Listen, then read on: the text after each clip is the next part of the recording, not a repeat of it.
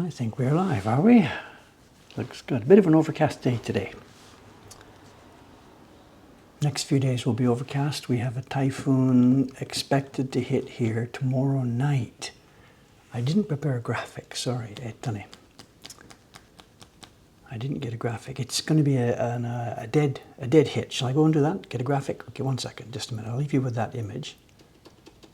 Let me go to the typhoon warning page. 1 second. I've got this all bookmarked. Ooh, ouch. Okay, let me get a screenshot. Hang on a sec.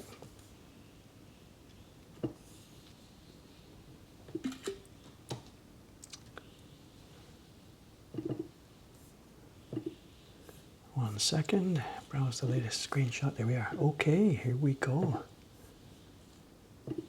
There is the forecast track. The kanji there, the 8th, the 9th. Oh, it's going to be later. It'll be Saturday. I said Friday. No, it's Saturday. Saturday at 3 in the morning would be almost exactly over Tokyo. So maybe Saturday morning stream, the next stream, we might have some remnants, have a wet street and down trees. Who knows? I don't know what we'll get. Who knows? This is the first one of this year that's actually going to impact our area. It's not a very large typhoon so far, but who knows? Who knows? Who knows? It's our turn for the first and hopefully the last time this year. We'll see.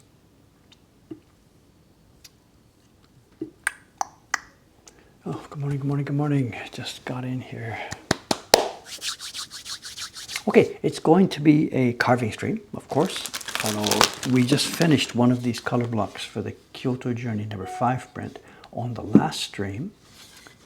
We did both sides of it. That can go aside. It's not the last one. Kawasaki-san is still working on her 4 faces. I did, no, she did this one a while ago. And I have one more to do here, which is the sky block. It's a combination, sky block and the ground area. And the ground area will have to have the red leaves chopped out of it. This was the block for the red leaves. I printed that onto this sheet before pasting it down. And we need to cut the ground minus the leaves. That's a bit tough because the overlap. If you miss the overlap, you get a little white streak. If you overlap too much, the edge of the leaves will look dirty. And the leaves are supposed to be sitting on top of the ground. So an overlap of color at the edge of them makes no sense. This is a tough one.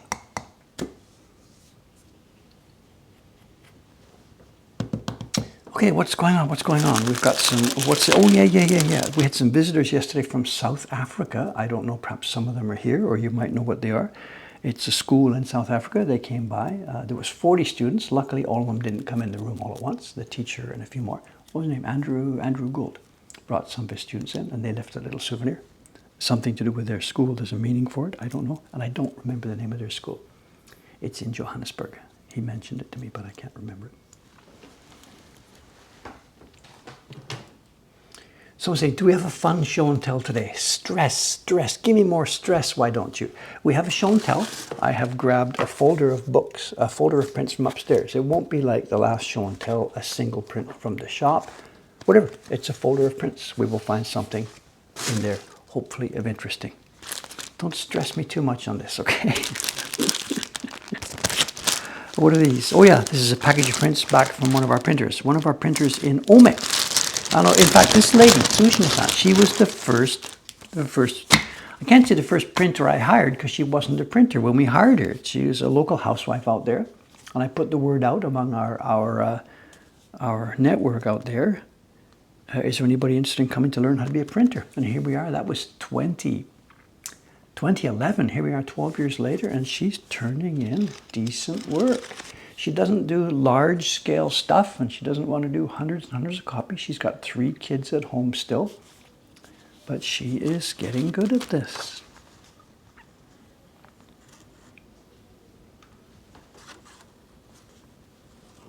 I don't know if you can see this, there's embossing in the blossoms here.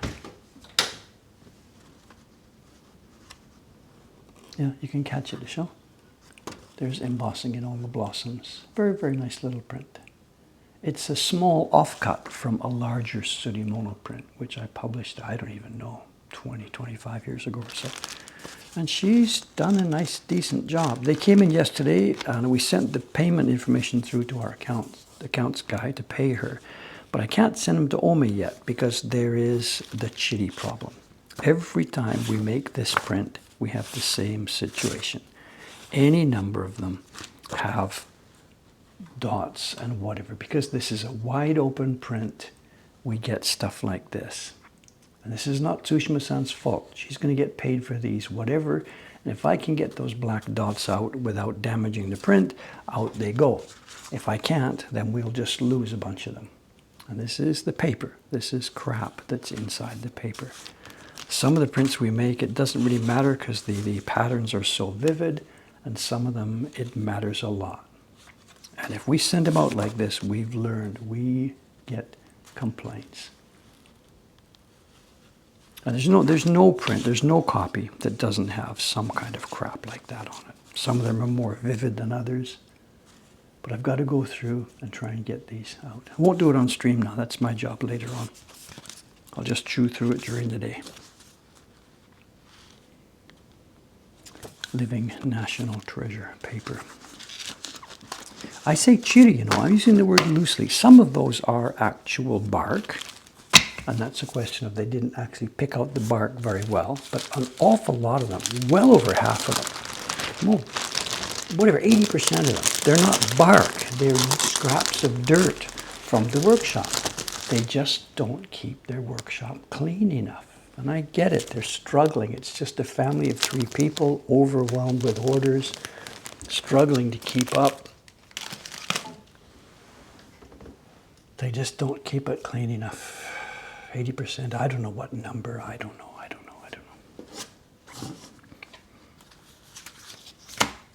Okay, let's get chopping wood. Should we start with the easy part or start with the difficult part? Start with the difficult part, that's always the rule. Now, people say I'd still love one of those prints, but that's not the way it works. Toyota doesn't sell cars with cracked windshields, you know? That's not the way it goes.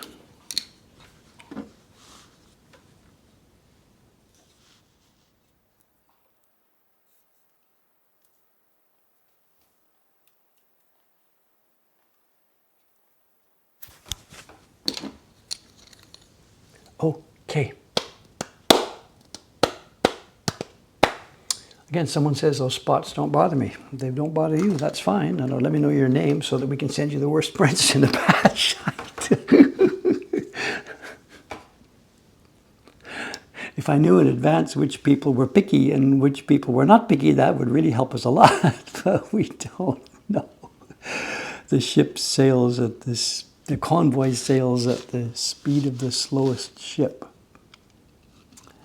We send prints out here based on the squeakiest wheel in the customer base, which is me, of course, you know.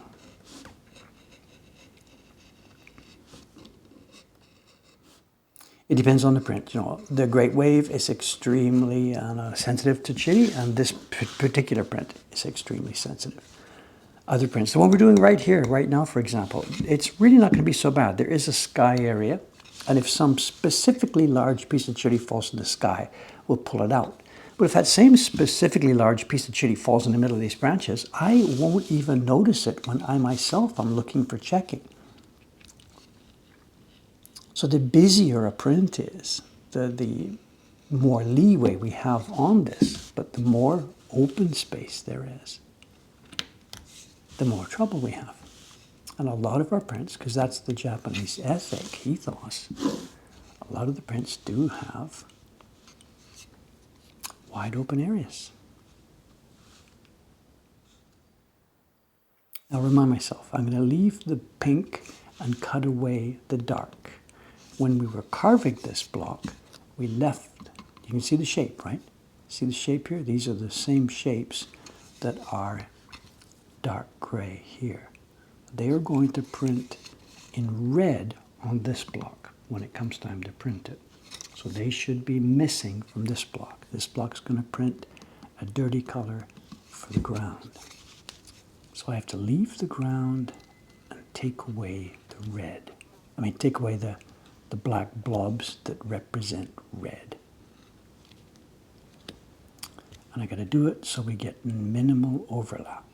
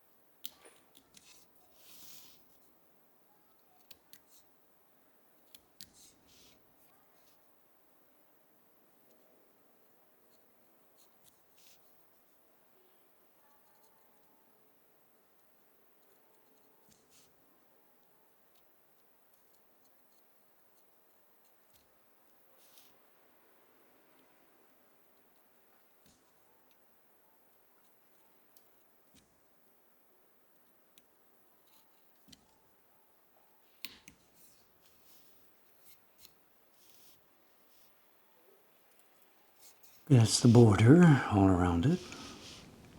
Now let's get in there and dig out each of these leaves. They don't look like leaves, but they will in the finished print, hopefully.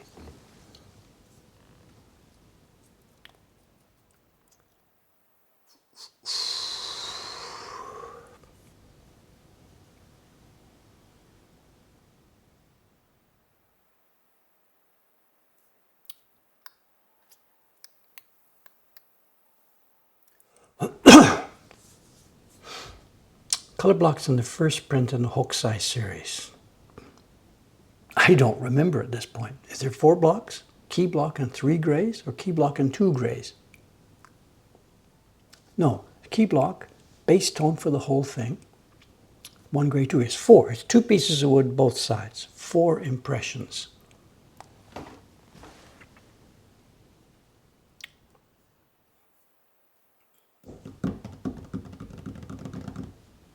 Yeah, there's 2 visible grays, but 1 is a base tone over the whole block. So I think, I don't have a copy in front of me here, but I believe that's what it is.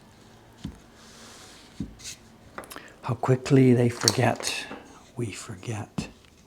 You get a job done and that's it. Put it behind you, move on to the next one, and that's it. Done. Behind you, just forget it.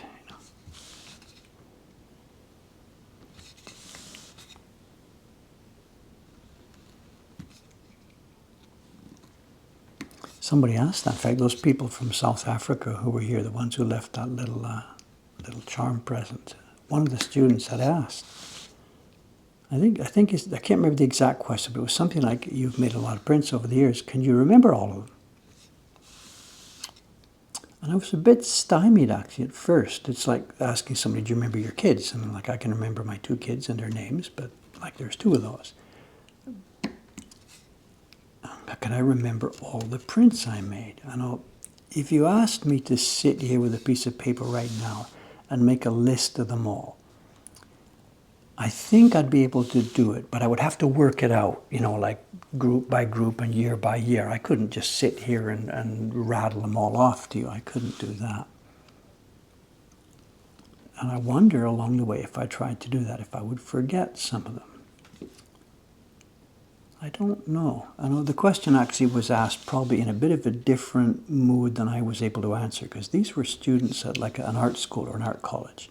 So these are students who are going to create like original work. Dave here has made, hundreds and hundreds and hundreds of prints, but they're not all like my original creations, like this one, for example. So there's a question of how much are we supposed to remember because it's like your own kids, and how much do you remember because it's just a job we did.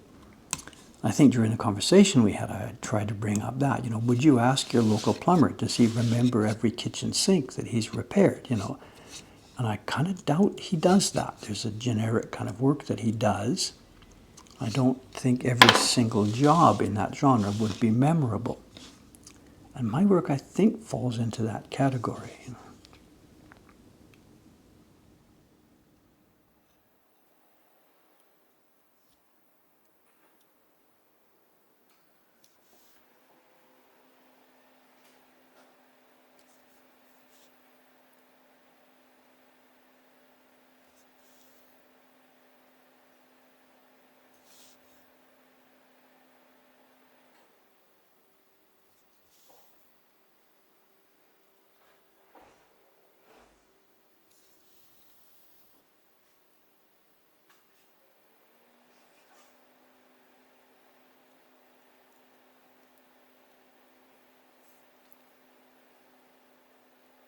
What might be more instructive, especially as the years go on, is to do it the other way around.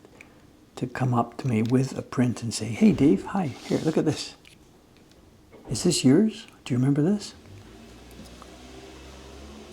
And that might get quote unquote interesting as the years go by. There will be some that instantly, "Of course I remember that. That's the scented chrysanthemums. My God, one of the best prints I've ever made." There might be stuff then that's also, "Did I do that? Really? When was that?"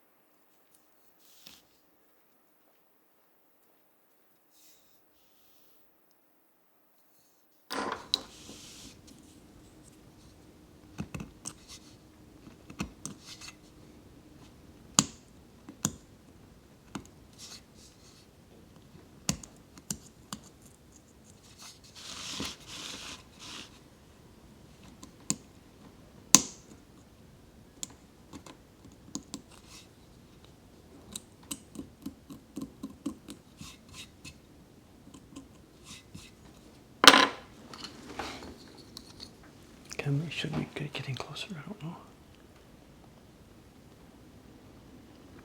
Well, someone's saying, do I remember every Dave original print you made? I guess so. I don't know. But again, I'd have to work this out because there's so much stuff. We're talking 50 years, half a century. Absolutely 50 years.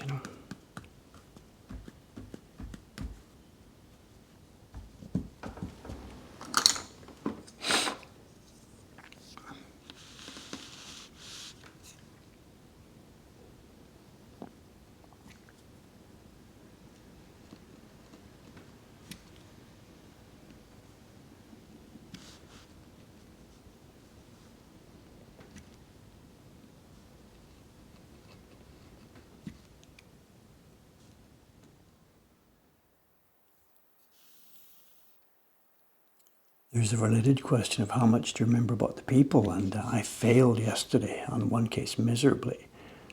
People have been coming in, of course, and for the most part these days, the people that come in are, for the most part, they're new visitors. There are the occasional, long-time people I've known from before that have made another trip back to Japan. But for the most part at the moment, the people coming in the door turn out to be first-time visitors. But when we get after another year past the pandemic, say moving into the end of next autumn, Japan will have been open for a year, and there will be people coming back. They've been here last October and they've come again this October, stuff like that. So that's going to start. And that puts the pressure on me a bit more to try and remember these people. At the moment, people coming in are one of two kinds. They're either new or they were here before the pandemic, which means it's a long, long time ago. So they cut me some slack when I can't remember them. But now, coming into this fall, because we've now had a full year since opening, that slack has disappeared. And people that are coming now who are repeaters, it hasn't been that long since they were here. And that was the case yesterday. A young man came in to chat, and I zeroed. I didn't catch it at all. It was a complete zero to me. I didn't remember that I had ever met him before. And he paused expectantly, and I guess, he expected me, assumed I would remember him. And Teiko-san, our shop clerk, one of our shop clerks here, she did remember him. And it turned out that I had spent quite some time talking with this young man, looking at his work and chatting about this and that and what he should do about getting his work out into the world and all this kind of stuff. But it was a blank to me yesterday. It either hadn't registered, or I had just been too busy, or I'm just not good at this. I don't know. But I had no clue that I had met him before. And he had had quite vivid memories of the meeting. And I didn't. And everybody's kind about this. They all say, it's okay, Dave, don't worry. You meet a lot of people, it's fine. That's the reason. But it's not an excuse. It's only a reason. So I failed on that one dismally. And what was worse, he pulled out his phone and showed me some of this work that he had shown me a year ago, and I still didn't remember it.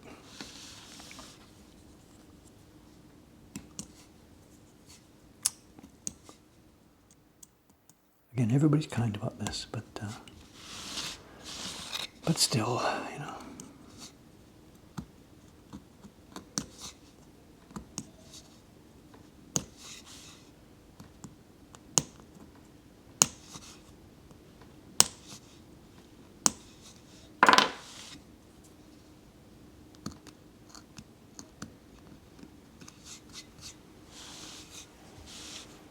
The other interesting ones are another type that we had yesterday. A gentleman came in, didn't tell us who he was, browsed in the shop for a while, picked out a couple of prints, went to the counter, prepared to buy them. Still didn't say anything about who he was, and it turned out that actually he's been a long-time subscriber of our work. He's got like 5, 6, 7 subscription sets. He didn't tell anybody. Like, he didn't announce, hey, I'm your longtime collector, I've spent a fortune here, bow down to me, whatever, you know what I mean? He didn't say anything because he's a nice, personable person who doesn't want to brag about this or whatever. But the downside is that we didn't know who this was. This was a longtime supporter collector.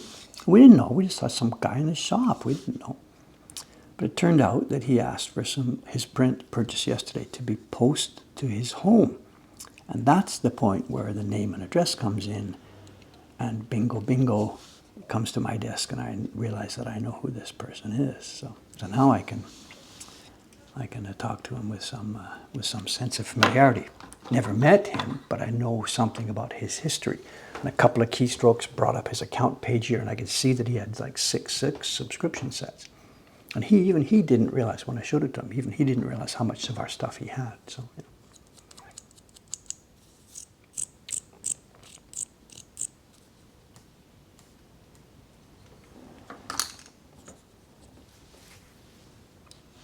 Some people to me are overly polite. You know, if I had, what I thought should have happened on that is he should have come into the shop and looked around, and I was sitting here, and I guess he didn't do this in case it would have embarrassed me. You know, I would have thought he would come up to me and say, "Hi, Dave, I'm one of your longtime subscribers. I'm blah, blah, blah, blah, blah, blah," put his name.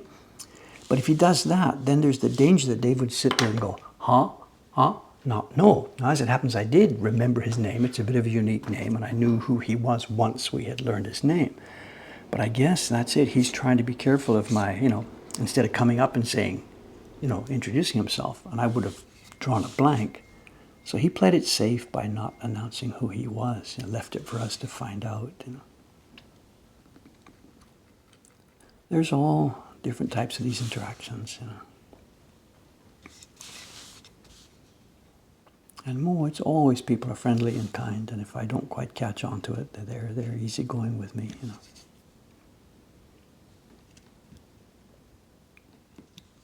I mean, what else are you going to do with 20 million YouTube viewers? I'm supposed to remember who they are.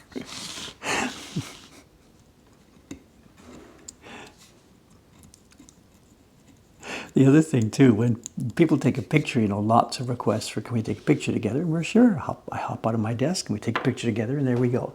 But they take their camera away. Of course, they shoot this with their camera. I don't have a camera, and I don't get a copy of those pictures. And it's okay. What would I do with them anyway? They would just go in a huge folder. But they've got the picture. They remember. And Dave doesn't have anything. They've just come in and walked out. And to a large extent, too, they never tell me their name. They come in, the YouTube viewer, blah, blah, blah, blah, blah. We chat for a while, and I'm just chatting with a guest, a random guest. They know who I am. But I haven't any idea who they are as far as name goes. So, you know. And sometimes I try and be polite and ask, oh, by the way, you know, like, can you tell me who you are? And that might be a mistake, because it means that next time they come back, they've told me their name, and there's sort of a little bit of pressure to remember. But if I didn't ask their name in the first place, then I got zero pressure to remember, you know. It's all good fun because people are really good sports about it. So I don't mean to chat about this and imply that there's some horrible situation or lots of stress, whatever. It's good fun meeting the visitors. And I try as much as possible, if there's a chance in conversation, to ask about them, what they're doing, you know. And my God, we get a variety of different people. People working in IT would probably be the single biggest group as far as I can hear. Another common group is people working in finance. Banks and stuff. Might be related to the IT thing, I don't know.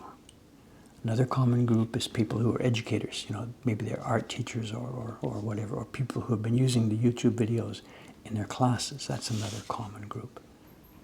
And then other than that, it's just people. Young, old, male, female. There doesn't seem to be any, you know, it's not like it's all guys or it's all young people or whatever.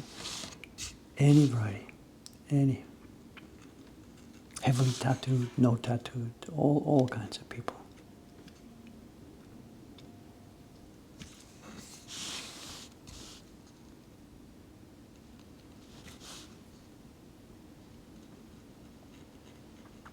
And every day, what's it going to be today? I'll be sitting here carving, I think. I'll be doing some bookkeeping work today, but I'll also be carving here. And who's going to come in the door? What people am I going to meet today?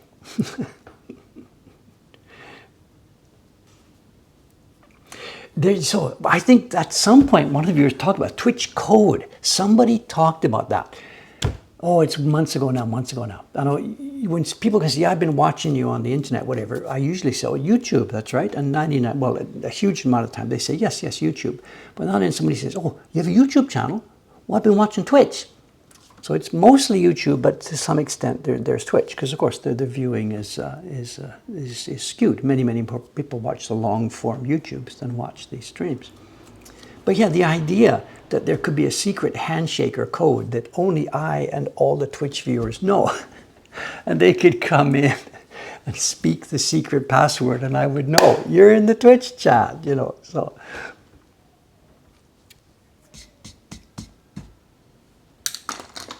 Think about that, what we could do for this, you know. I mean, I'm just joshing here, but think about this. Is there a thing that would make sense to do, you know? When visiting Dave's shop, speak the magic Twitch password and get a free print or something. I don't know.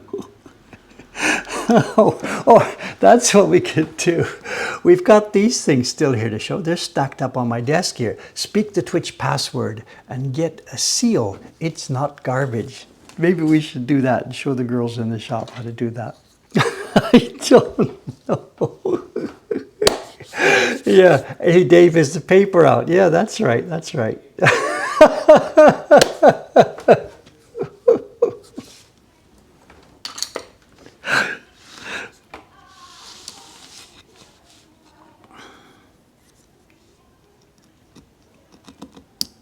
The more memes you can reference, the more eggs you get. I could train the girls here to keep a box of chocolate eggs from the shop here. And the more memes you can quote, the more eggs you get. Something. Nanda nanda.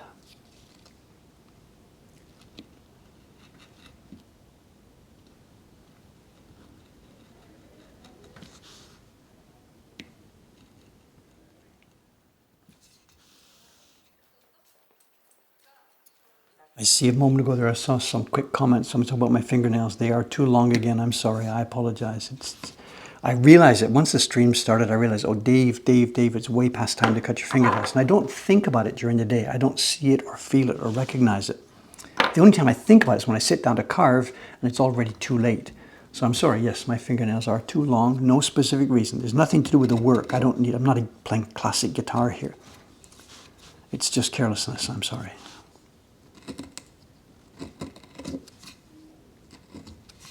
I just don't think about it. They need to be trimmed more. Sorry.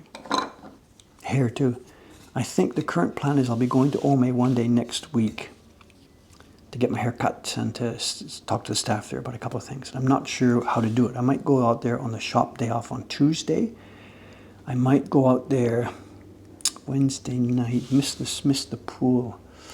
Not sure. There's a stream Thursday.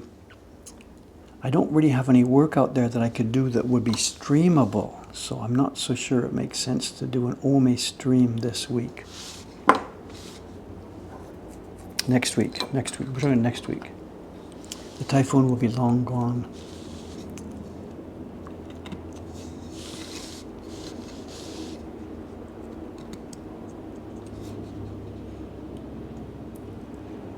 What's that, a helicopter coming over?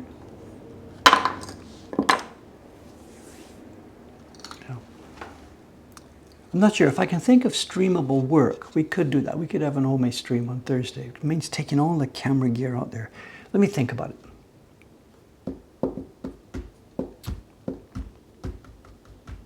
No, the lady who cuts hair, she's back. She had a heart operation a couple of years back. She's back at it.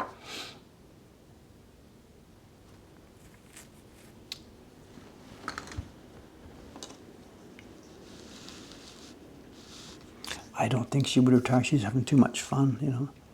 The money she earns from it, I think, is not so important. Her husband's job and whatever. But for her, it's the social life, you know. She cuts or does perms and stuff for the ladies in the neighborhood, and she hears all the news and chats. So I think she mostly does it for the activity and the social life. You know. I guess she's needed, you know. Our community out in Ome is a long, long way from shopping and everything, and the buses are all gone. So anybody out there who is elderly, who doesn't drive, really now has problems, you know.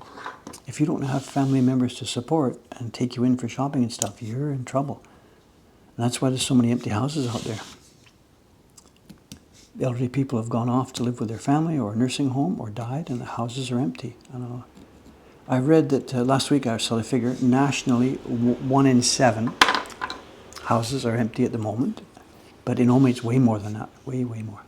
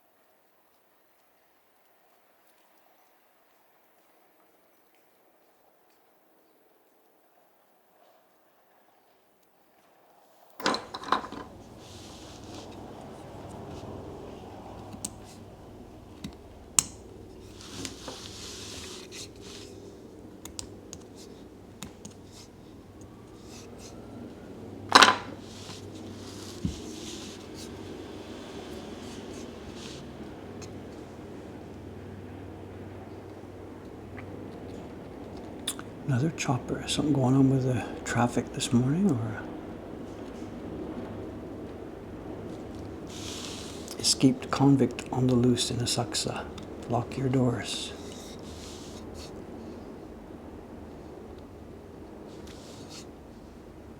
White Bronco heading down Kokusai Dori. Why would the choppers be all over here today? I don't know.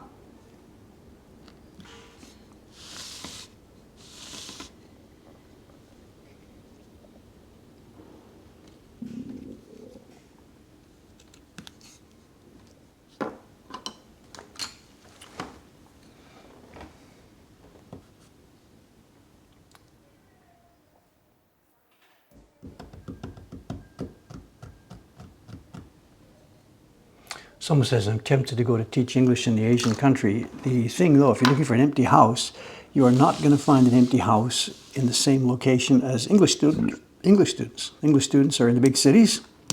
The empty houses are mostly, for the most part, out in the country. The reason they're empty is because there's no jobs, no supermarkets, no schools, no nothing. So you're not going to find a good match between a job and an empty house. You'd need a freestanding job, internet kind of job, or a teleworked job with a Japanese company. And then you're going to need a car because you're going to need food, and doctors are not going to be there. It's not all just, oh my God, look at that house, it's so cheap, that's fabulous. Remember, there are no services there. Nothing, zero. Which is why the house is, quote, free.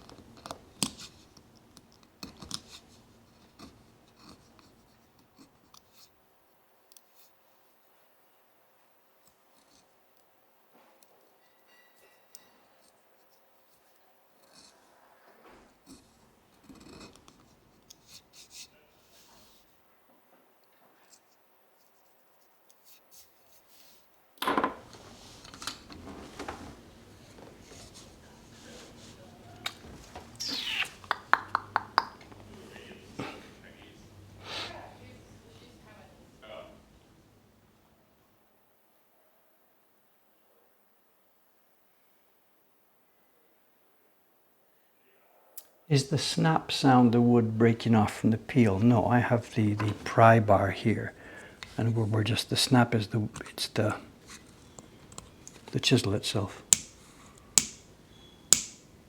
This is a piece of stainless steel. It's not a delicately hardened piece of delicate Japanese steel. This is a piece of stainless steel. And we can pry it and poke it around and clip it. It will never break. So a lot of the popping and snapping noises you hear are this one. So.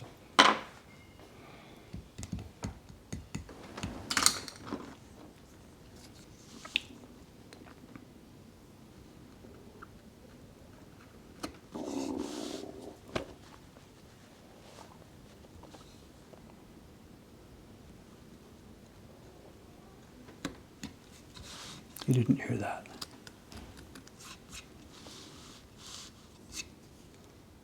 Well, you did, but pretend you didn't.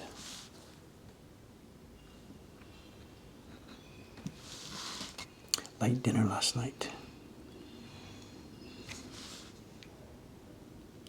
I'm not going to show it to you today, I don't have it ready, but those of you who've been watching the stream for a couple of years, you might remember the weight charts. My weight turned out to have gone up and up and up and up and up during the pandemic years, so I changed some of my habits and pulled it back down, down, down, down, down. And still, as part of going to the pool every day, I get a weight check after pool, swimming, shower, drying off. I stand on the scale, whatever. And the weight came back down to the normal zone, 62, 63, whatever. It's up, it's down, it's up, it's down, it's up, it's down, whatever. But over the past couple of weeks, it has been, for some reason, it's been up a little bit every day for the past couple of weeks. So yesterday, I got on the scale, and I realized it's another day. This is like 10 times on the scale in a row where it's been up, up, up, up, instead of the normal up, down, up, down, up, down, up, down. So I looked back over what's going on, and yeah, I think actually, yeah, over the past few weeks, I have been, it's been hot, I've been drinking more stuff, and some of the stuff I've been drinking is probably sweeter than it should be. And I'd been having, on some occasions, I had a second beer with dinner one day last week. So I realized, ooh, you got to be careful, Dave. You're not going to get fat, obviously, but if your weight is up a little bit every day, and if you blink twice, that'll be like you were back in Corona. So for the past couple of days, I've just slipped back. Instead of having the biggest meal on the shelf there, I've had a smaller meal. And yesterday I had a really nice one. 7-Eleven has a 15-ingredient black pepper salad. It comes in a big bowl. It's double the price of the stuff that used to be last year. It would have been like 275 yen last year. Now it's like 625 yen, I think. I can't remember what it is. Hugely maybe more expensive. That's life here. But it's this big bowl like this. And 15 different ingredients, greens, 15 different salad ingredients. And seasoned with this really, really, really, really nice black pepper sauce. So I had that last night instead of something more substantial. There was no rice in my dinner last night. So today, this morning in the pool, for the first time, we broke that streak and the weight dropped a tiny little bit this morning at the pool. But clearly my stomach thinks it has been maltreated. My stomach is thinking, hey guy, come on, this is not working. We need more food. So we're talking 63 kilograms. Dave is not fat. I mean, I'm one of the skinniest guys in town. But the variation has been around 62, 63, 62, 63. So for me, the optimum now is 62 point something. And as I said, it climbed to up to 63.7. Oh my God, am I getting fat or what? So just, I don't want to make that year-end video and have handles again stretching my belt. So.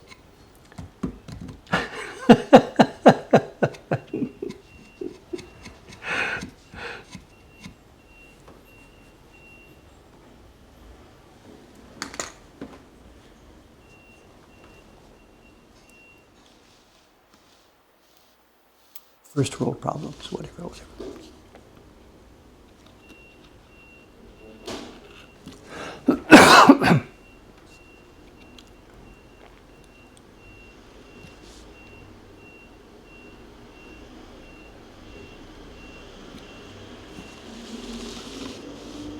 Are the trucks jockeying out there? I don't know. I don't know who it is, what it is.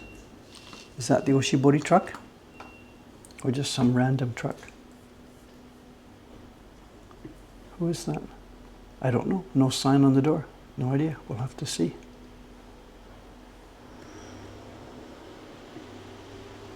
That's the Oshibori truck. Now, he can't park there because the other guy's there. So what's he going to do?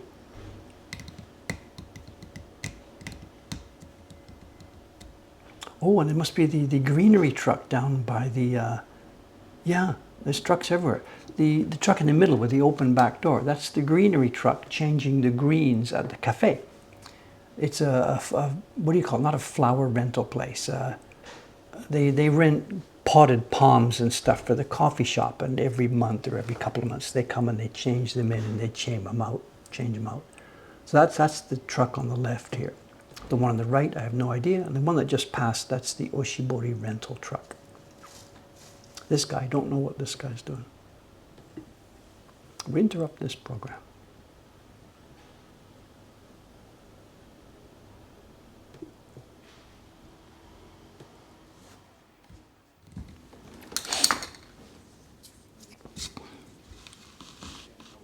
Drama on Dokdori. Where are we here?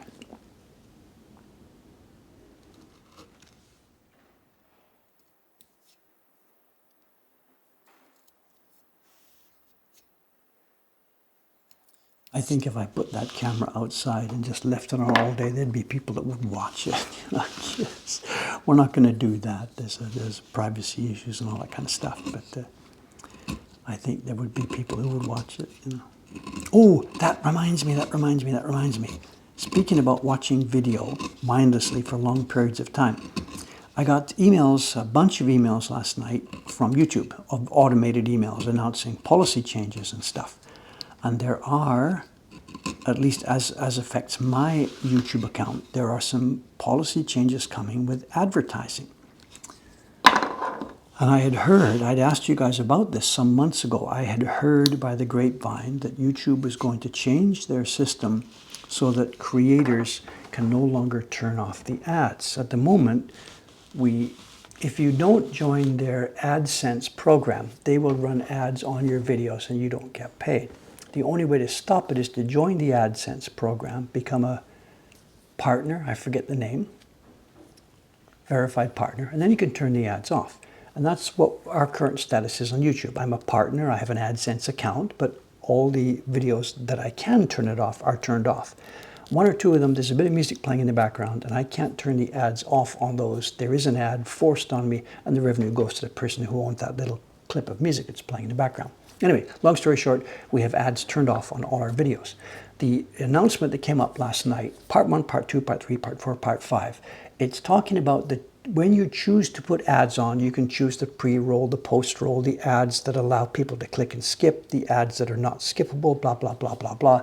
They are taking away, for creators like me, at least in my area, this may be system-wide, I don't know, they're taking away your choice to edit these. In other words, you can't choose. YouTube is going to say, we're going to put a non-skippable ad here, we're going to put a skippable one there, we're going to put this here, this here, this here, this here. Up to now, the creator has been able to make a little formula. Pre-roll, post-roll, put it here, put it here. According to the mail I got this morning, YouTube is now going to do that themselves, and the creator will not be able to do this. It doesn't say anything about turning them on or turning them off. And what I am desperately afraid of at the moment is that somewhere in the fine print there, or part that they're not even telling you, is that the creator's ability to turn ads off completely may be taken away. And at the moment, I'm in a bit of a panic here, because I really do not want that to happen.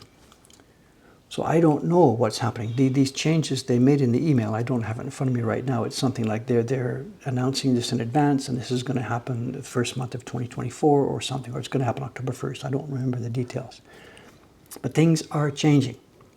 And in the fine print there it said, don't panic about this, because we have found that the formula we do to do this will increase your revenue by blah, blah, blah, and it will only decrease your viewership by blah, blah, blah. In other words, you will get more revenue from the ads. You will lose a bunch of people because they can't stand the ad policy anymore, but overall you will gain money. Thanks. Our point is to, provide a pleasant viewing experience to people. I don't need money on ads. The money happens when people walk in the door here. They buy prints. Not always, but enough of the time that it works just fine. So I'll see. If you see something or whatever, let me know about this. And at the moment, that's all I know. It doesn't say anything about taking away the ability to turn them off. And maybe that's not changing. Please, please, please let that not change. But I have no control about this. No control. And if it goes against me here, then YouTube will start running ads on this. I will be happy because I get money, and I will be disgusted by the experience we are offering to our viewers. And the only thing I can say is at that point, that will be, I hope they don't blame me, because it will be system-wide on YouTube. Whatever. Anyway, that's the update that I know. If you know more about this, please let me know. And if I learn more about this, I will let you know. You're talking about blockers too. There's a comment about ad blockers here too. And I think YouTube is going to start getting more, more aggressive against viewers that have ad blockers. I get it. They got a business model. They have to make a living. And none of this, in what I'm saying, none of this is to imply that YouTube is an awful monster destroying the planet, blah, blah, blah. YouTube is one of mankind's most glorious cultural achievements. When YouTube's seen as a whole. I understand. So I'm not against Google or YouTube. They have transformed my life. They're putting you and I together. It's glorious. But let's find a way that they can make their money as well as me having. Sorry, this is an come. Yeah, YouTube has announced. No. They announced some policy changes last night. So. Excuse me.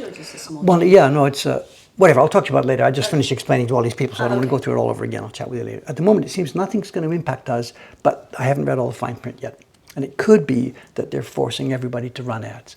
I don't know. Oh. It could be. So for us, that's good news, bad news. I'll be rich! Right, yeah, you're going to get But money. we don't want to do this, Yeah. Hey, say hello. I'm sorry. Cutting on the conversation here. You know who this is. It's Ayano-san. One of my eyes is puffy today. Also, so you don't want to be on... No. They can't see it. I don't see it. And I don't think you see the difference. No, I don't see it. Only I can see the difference. So. Just puffy eyes. I have puffy eyes every morning. When I get up, I can't see for the first 30 minutes.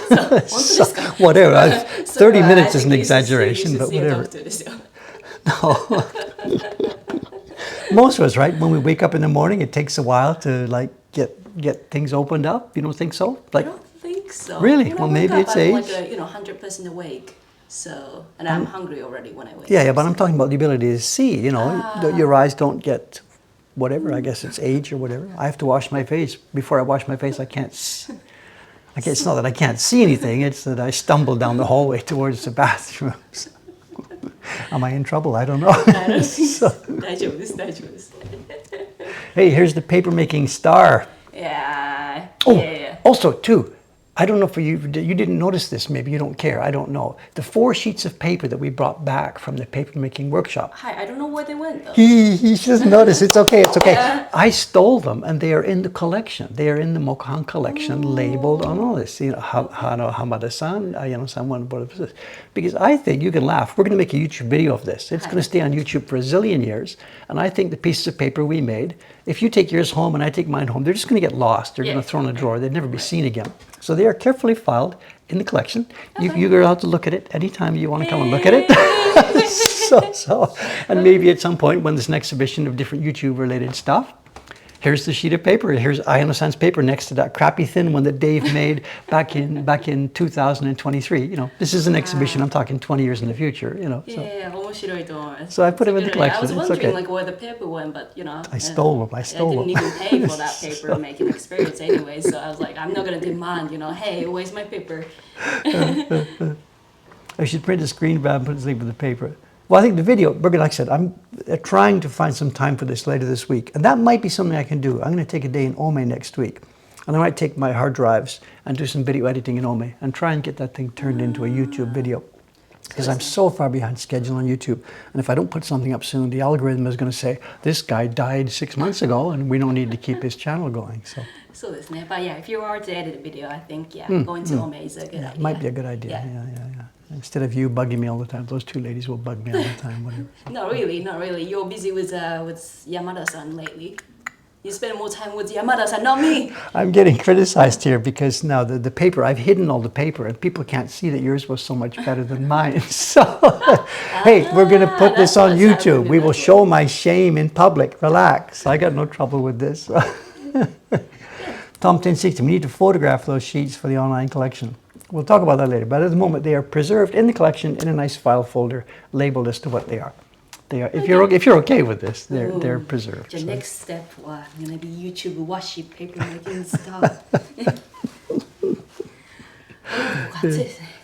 It's cool. It's cooler to show. For the first time last night, I woke up in the middle of the night. You know, I've been sleeping, windows open, doors open, no covers. And last night, for the first time this year, I had to get up and pull a loose little sheet towel kit out of the closet because I was shivering at 4 o'clock in the morning.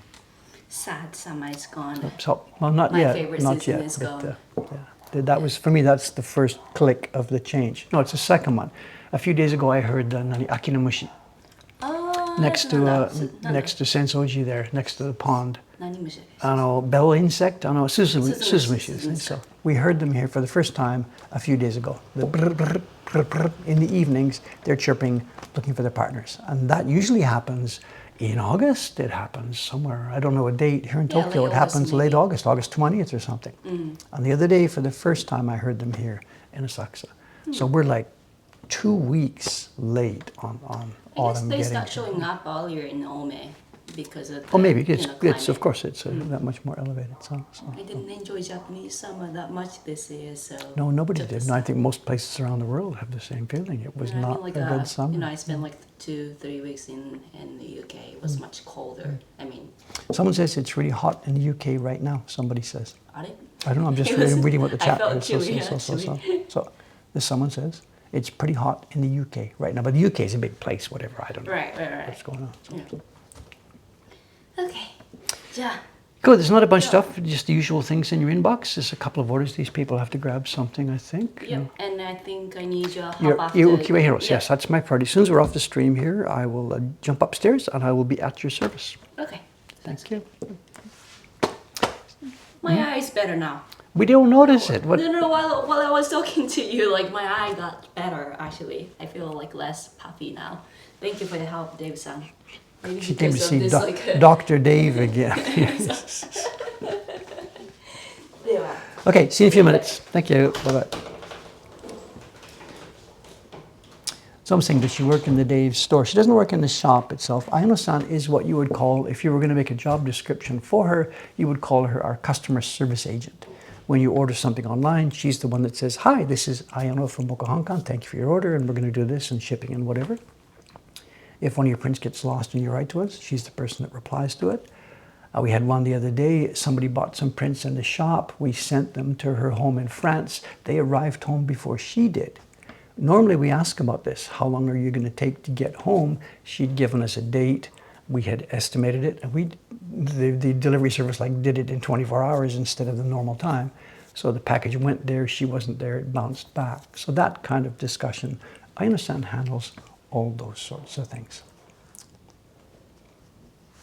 So she's our, customer satisfaction representative. I don't know.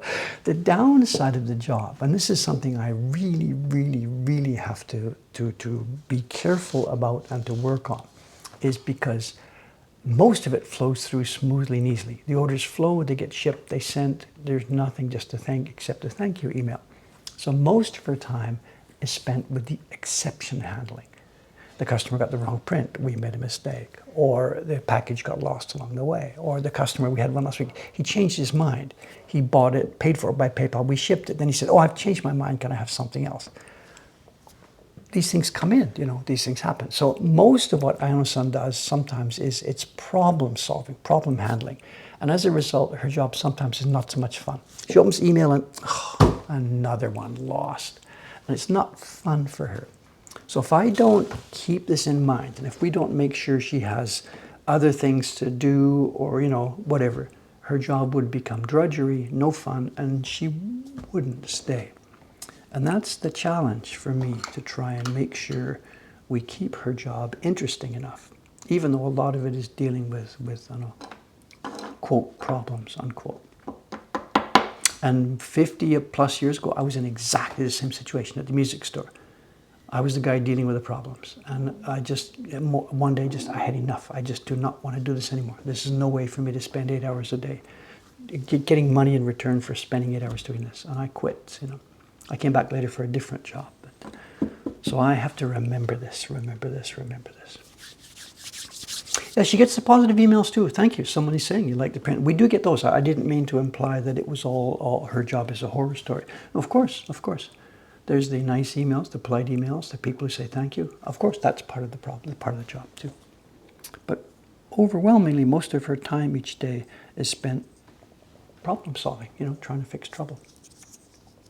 When we get a repeated problem, if we've shipped the wrong thing, the wrong thing, the wrong thing, then we recognize there's a problem in our system and we try and change something in the software or the workflow so that it doesn't happen. Repeated errors are a management problem, of course. One mistake is a mistake. The same mistake twice or three times is no longer the employee's mistake. It's now Dave's mistake because I have built a system in which it's easy for that person to make that mistake. Anyway, so far so good. She's handling it well. She's a cheerful person.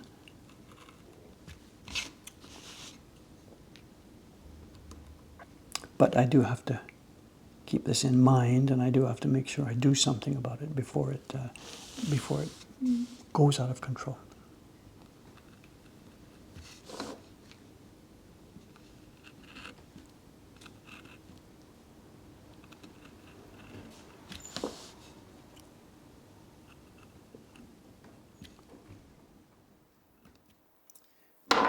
Management, management, management. Nanda, nanda.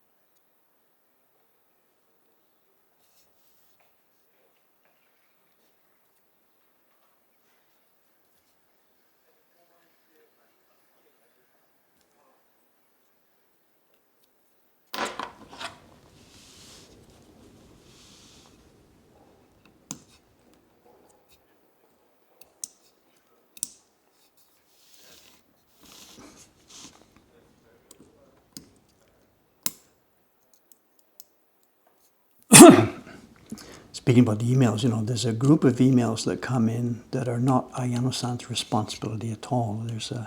We have different mailboxes. You know, she handles the mailboxes at Mokuhankan, mokuhankan.com, mokuhankan.jp. But there's a whole bunch of other mailboxes that are tied to my domain name. I own the domain woodblock.com and have had since 1990. Oh my God. I don't even remember, 1996 or something like that. I've owned woodblock.com. I got in there really early, get a single name, single word domain name. And I've used it for my own website, woodblock.com, where we have woodblock prints and stuff. But recently there has been a rash of emails. And people will write an email to info@woodblock.com. I may have talked to you about this before, saying, can we have a reservation for 24 people for Sunday afternoon? We want a brunch. And when these first came in, I was like, what? I thought it's like people are trying to reserve one of our print parties or whatever. So whatever. It became pretty clear that what these are emails that are not designed for woodblock.com. These are people who are trying to make reservations at a restaurant in Redmond, next to the Microsoft campus. There's a restaurant, sort of I don't know, a fusion type restaurant or something. I don't know what it is. And they call themselves Woodblock. And they're really, really successful. They're growing and growing and growing, and they get tons of reservations from executives and people from the Microsoft campus, which I guess is located right there. And their website is woodblockredmond.com. But people don't know this. They just, for reservations, they just write info@woodblock.com. And the reservation comes into my inbox. And this has been happening for years and years and years. And Dave, of course, whatever, no sweat to me. I just forward it, click, pop, forward it to Carolyn, who is the owner over there, so that she can deal with it. And she is getting a little bit embarrassed about this because they are flooding in. There was something like, and this is no exaggeration, I think there was 4 of them last week. I passed them on, and she wrote back, and she's so polite. She says, Dave, I'm so sorry about this, and thank you so much. And there's really, I wrote to her and said, I get it. Don't have to apologize. There's nothing we can do. You're not going to change your restaurant name. I'm not about to give you the domain name, not after having it since 1996, and that's my web presence. So there's no solution for this except that, Dave, every morning when I wake up, they usually are here in my mailbox when I wake up. And this morning, again, there was 4 of them again this morning. And one was a change of a previous reservation. And one was for something this evening in Redmond. So it had come in like 2 o'clock in the morning for me, Tokyo time, which was 3, 4, 5, 6, 7, 8, 9 in the morning, Redmond time. And the person was trying to change a reservation for later today. But I didn't see it till I woke up at like 6:30 or something. So as soon as I saw it, bang, I sent it over to her straight away, but it may be too late. She didn't see it. They didn't reply to the customer, whatever. So it's time to open a restaurant. Exactly. So somebody says, do they get emails from people trying to find their great waves? I doubt it, because nobody's going to write to info@woodblockredmond.com. I don't think it's going to work the other way around. But it's just fun, What am I going to do? Ignore them, put them in junk? People are trying to they're trying to get a reservation. That place is trying to run a good business. It costs me nothing, and it's worth a smile. And I can see that lady, there was 4 this morning, and she must have thought, oh my God, we're so happy that he's doing this, She got lucky that I'm the kind of guy who will just smile and do this. I think, did I tell you a story last week? When we had those 4 last week, I think I wrote to her, she was really effusive. Well, thank you. Oh my God, if you're ever in the neighborhood, stop by, And I think I said something like, yeah, okay, if I am there, I'll stop by and you can comp me a beer or something like this. And she wrote back and said, I forget the words, you're going to get more than a beer, or whatever. They sound like real nice people. And if you look at their website, I think it's you can Google it, woodblockredmond.com, or just Google Woodblock Restaurant Redmond. And the menu looks fine, look like nice people. And 4 of them again this morning. So I can just see her. She gets them and thinks, oh my God, what can they do about it? There's nothing they can do about it. Maybe they could put a note on their website saying, please don't send emails to woodblock.com. But people are not going to notice that,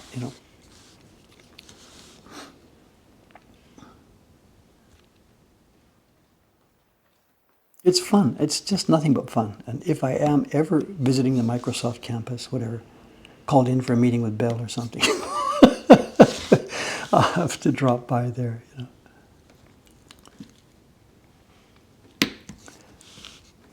That's what I should do. I should have a meeting at Microsoft with like 50 people and say, hey, let's go for lunch. I know a good place around here. And the 50 people can wait outside in the parking lot. And I'll go in and introduce myself, and she'll say, okay, good, we're going to comp you lunch today. And I'll say, well, I brought a couple of friends. And she'll say, no, that's okay, they're fine too, bring them on in. And I'll bring in 50 people.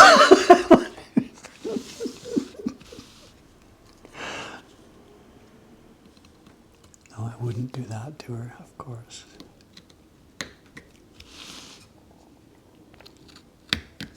Very, very, very nice people.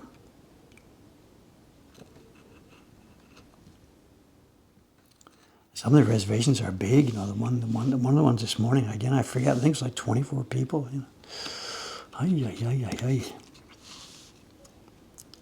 What's it like for a restaurant when a group of 24 people come in the door? Hi, we made a reservation earlier, And can you imagine the horror story? They've made their reservation by email to Dave in Tokyo. The restaurant didn't get it. 24 people show up in the parking lot. Can you imagine? My God.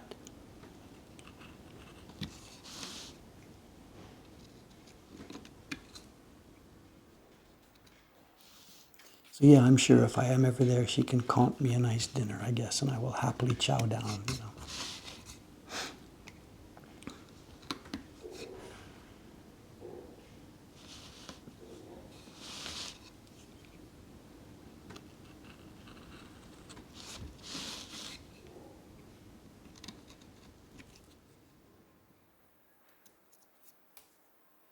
Oh, it's time. Okay. I'm sitting here chatting, not watching the time. I'm sorry. Don't panic, don't panic, don't panic. Don't panic, don't panic. I don't have a clock in my head, you know. Gonna go eat at Woodblock and use the promo code Dave Bull. You should try that. Well, maybe not. But if you lied to her, if you went in there and said, "Hey, I'm a real good friend of Dave Bull in Tokyo," don't do this. Eh? It wouldn't be fair to her. Don't do this. But what if people started doing that, going in there and saying, "My good buddy in Tokyo said, hey, I should drop by." I don't know. What would she do? Would she feel some obligation? I don't know. Please don't do this, okay? Please don't do this. They seem like real nice people.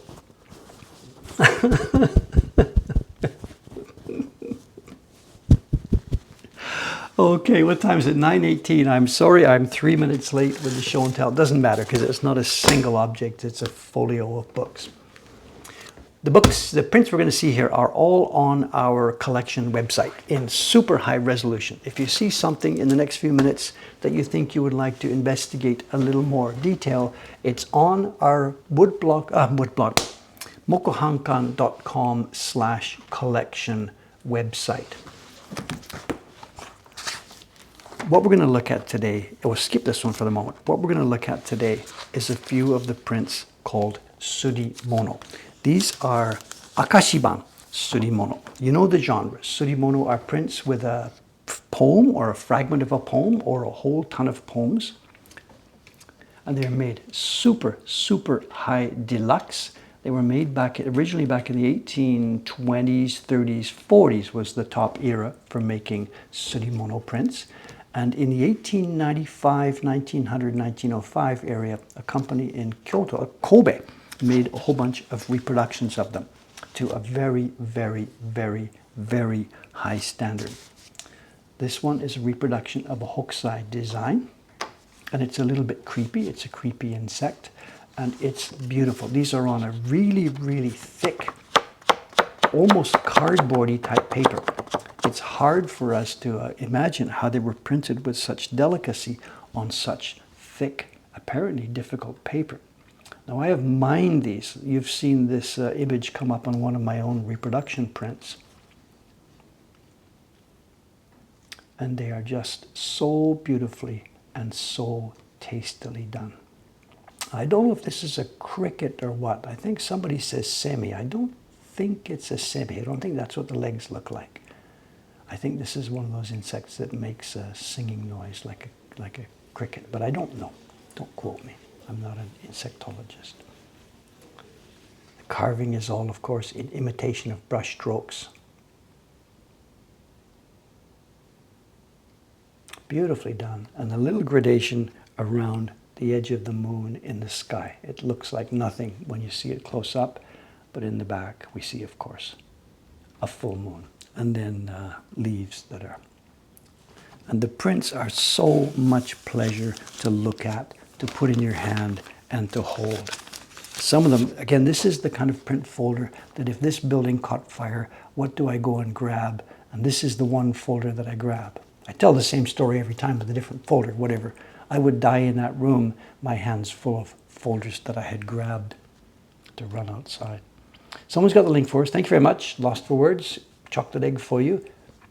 This series, yes. What year do these date from? The ones I'm holding in my hand are the Kobe copies, the Akashiban copies. And I believe, from research material that I've read, we're talking 1890s, 1895, through for a period of about 10 years. The original designs from which these are reproduced would have been made over a period of 20 years or so, 1820 to 30 to 1840. And they're very much of a type. There's a poetry on here that would have been chosen whatever. These are prints commissioned by poetry groups for distribution to the members and for gifts to other poetry groups. And they would make a few each year. This one looks like it was one that was maybe made for the new year because of the plum blossoms. And the group would have anointed 2 or 3 members. How many poems have we got? We got 1, 2, 3 poems here. So 4 of the members would have had their poems chosen, carved up and made by a workshop, and the print would have been passed out to everybody in the group. And it's hard to show you the level of embossment and detail. Can I hold this still enough? This thing is 3-dimensional. We have here kimedashi. If I switch to the back side of this, you can perhaps see if I can find the spot. Just a second. Take me a minute to find it here. Have patience, have patience. The paper is pushed out from the back where we have these blossoms. This is not embossing, karazuri type embossing. This paper is pushed from the back, and as a result, the paper at the front is quite heavily debossed. It comes up. We've taken some pictures on the website that show them in quite a lot of detail. There's metallic pigments here, there's front rubbing here, there's glue put into this pigment to make it shinier with the front rubbing. It's just an absolute tour de force. Absolute tour de force. I could sit here and look at this print for hour after hour after hour. I got this, along with a bunch of other ones, from a print shop in London. And I paid through the nose for it because this was in early internet days. I would have got this in 1997, 98, somewhere around there. And an early correspondent with me on the web knew that I was looking for these. And I guess he went to a shop in London, saw them there, wrote back to me and didn't tell me about the shop. He just said, I'm going to be able to get some of these for you, and they would be XX dollars each. What do you think? And you can't really get these in Japan at all because most of the prints made from these Akashi Surimono were exported overseas. They were sold in Kobe to foreigners who were traveling in Japan. So we see them overseas more often than we see them in Japan. Anyway, I swallowed hard and told the guy yes. So he must have walked down the street, bought them from the shop, sold them to me at double price. Whatever. But I got them. I got them. And again, this thing is, maybe you can see it here, Dishel. You can see the paper is debossed. It's pushed out from the back into a carved block. So as a result, on the front, we have the puffed area of this fish is actually puffed up 3-dimensionally.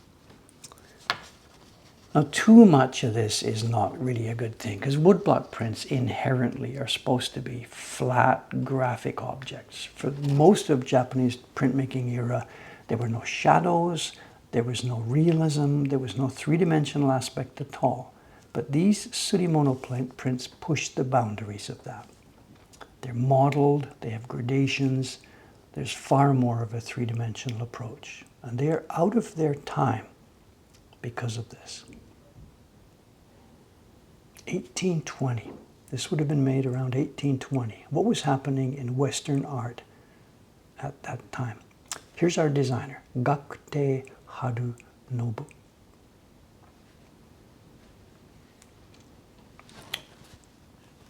These are, of course, fugu, the poisonous fish. Here, it's Ayano-san back again. You can't stay away. I like this. DHL packages. So. This one, where have you seen this one somewhere before? Yes, I reproduced this myself a number of years ago in my Sununo albums. And this print, a nicer copy actually, is in our catalog, contemporary. In our current catalog, the Mokuhankan catalog.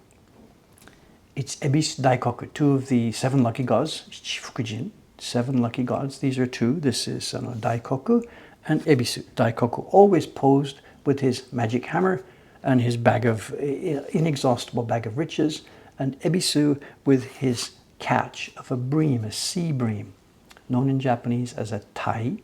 And the weird word we have for congratulations is omedetai. So a sea bream is frequently used as a gift for congratulations. And we have around the back, we have lucky symbols. I don't know if we need to go over these again. We did a while before. The raincoat keeps off, bad luck.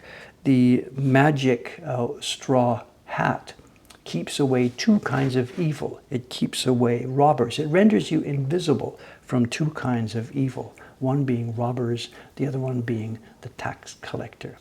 And this is not my made-up story. This is going back a long, long time. We have again the bag, the inexhaustible bag of riches. We have the scroll representing wisdom and learning. If you have all these things, you're made to order. We have the traditional shape of cloves, which were a spice, very expensive, very rare. You had to be rich to get this. And next to that, it's a geometrical symbol with 4 little circles. And you could pronounce this as shiho, 4 circles in 4 directions, like we would have NSEW. And that's a pun on the word shippo, 7 jewels, 7 treasures. So these are a bunch of symbols from the old days, and all repeated. So the overall view of this print is just simply drench yourself with good fortune and good luck. And I had a great time doing a reproduction of this back in whatever it was, 2002 or something. And this print is available in our website. I carved a set of blocks for it, and our Mokuhankan staff. I think the current version we have right now is made by Suga-san. Morning, Ken-san. Good morning. How are you? Okay, so far. Okay, there we have it. We've come our cycle here. Thank you very much. We got a bunch of good work done today here. I think there might be an interesting chat that's happened, and we saw a few interesting prints to wrap it up. It's Thursday now. I'll be back 2 days from now on Saturday, and I think because it's mostly book work for me now today, I'll probably just leave this block on the table. So maybe I'll be finishing this up on Saturday. I'm not sure. We really need these blocks for the printers to get started, but Kawasaki-san hasn't finished her group yet, which takes a bit of the pressure off me. I don't know. Anyway, whatever. On Saturday, it'll be carving this one, or it'll be carving the girl in the water, or we'll be carving the silver rabbit. One of them. I don't know. See you at the restaurant in Redmond one day. Oh, policeman on his bike. What's happened? What's happened? We have action. A lady walking down the street, a policeman on the bike. Something's happened. They're all pointing down the street. And he's looking at my camera.